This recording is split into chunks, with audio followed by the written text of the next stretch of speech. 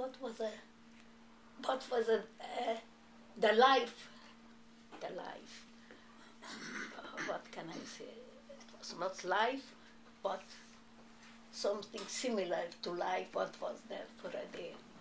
In the morning they waked up us, it was still dark, nobody had a watch, and we had to stand in fives, as long as they, twice a day, that was roll calls. They counted us. They counted us that nobody should disappear. I don't know how anybody could, but you saw it, it was with stacheldraht, surrounded. Soldiers were standing on, I don't know, you have been up on the watchtower there, and also on the side, everywhere soldiers. And electrified the road, electrified everywhere. So in the morning we get up, we stand there sometimes shorter time, sometimes longer, as long as the Germans came to count us. And we get our breakfast. Some black water, but it was called coffee. That was the breakfast. Then people went to work. Daytime,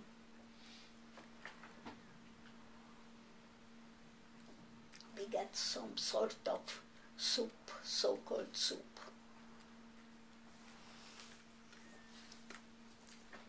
In the evening, we had to stand again. It was again roll calls against, don't know how long for. And then we get a piece of bread, about 10 decagram bread, with a little piece of margarine. And with this, you had to survive. Here in the museum, I saw it, that the calorie what we get a day, it was 80 calories. And one of the gentlemen,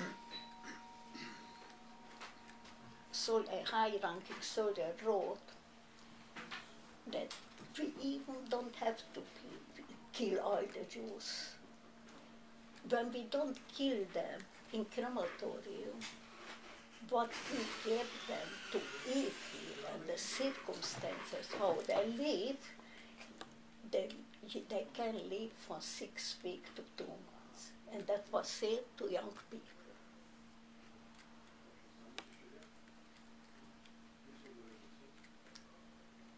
That was the life there. You saw there no privacy at all. No, a lot of washing facilities, and you saw that was one of the most, that even not a toilet. You saw what human being.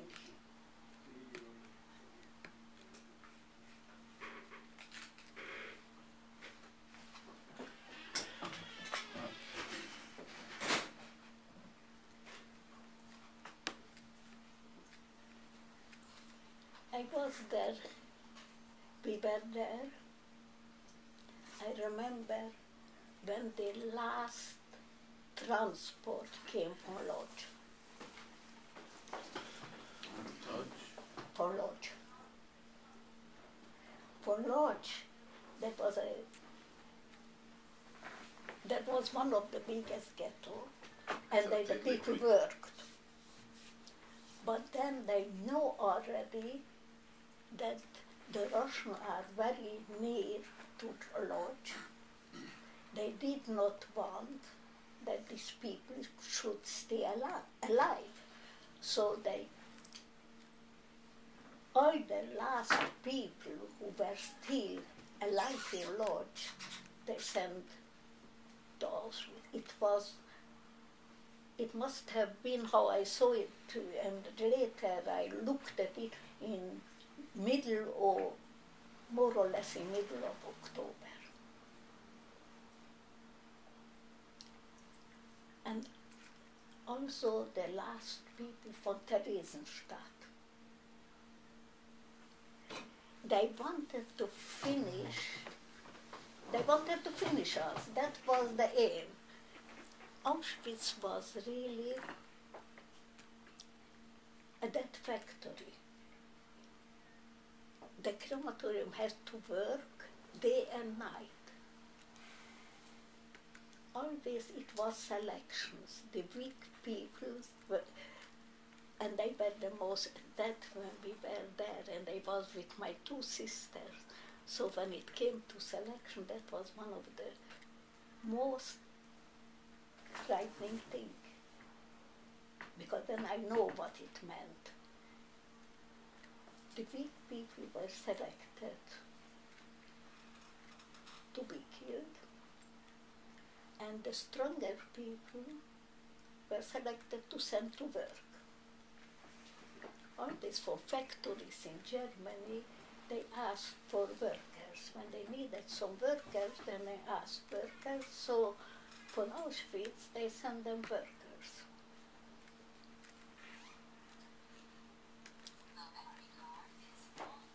So more or less up to end of October, we were in Auschwitz. And from there,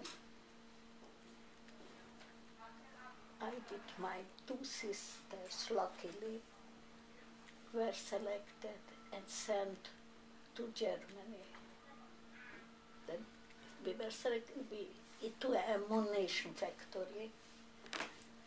That was, the name was Altenburg. Didn't know that time, they don't inform us where we are going.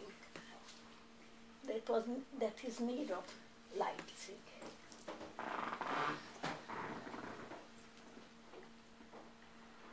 And that is another story, the life there, but I am sure all of you have a lot of questions, and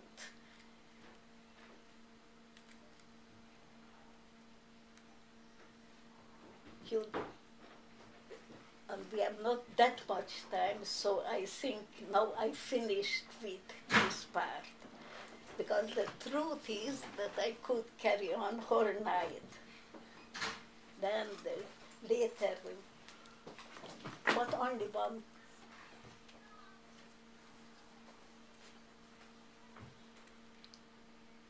other thing.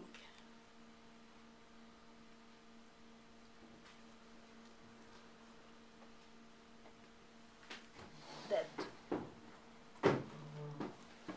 the most terrible we all are victims.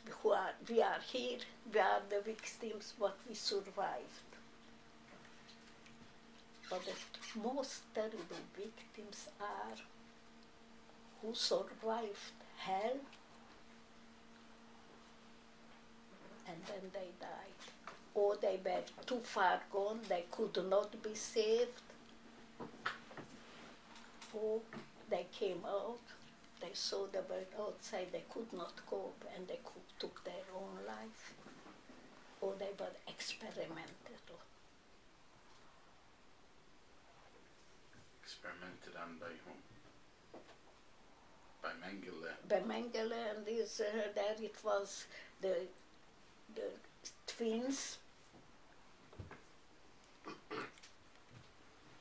and that was the most terrible victims.